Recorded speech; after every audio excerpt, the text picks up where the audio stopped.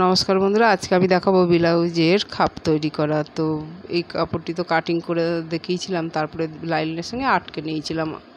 তারপর দেখুন পানগুলি এরকম পাতবেন আর পটল দিয়ে নিচে রাখবেন পানের, তারপরে এমনভাবে উল্টে দেবেন আর পানের চওড়া দিকের সঙ্গে পটলের সরু দিক মিল রাখবেন, রেখে 1/2 ইঞ্চি হিসাবে আপনারা সেলাই দেবেন।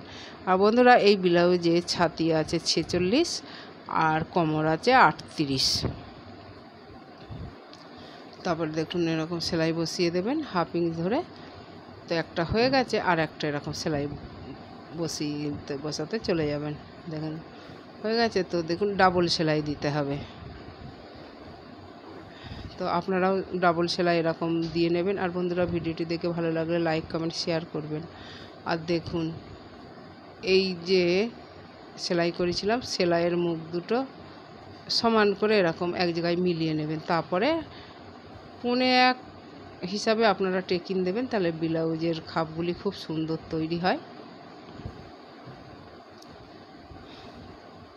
এই দেখেন হয়ে গেছে। তো কেমন হয়েছে বন্ধুরা বলবেন তো। আর ভিডিও দেখার জন্য ধন্যবাদ বন্ধুরা।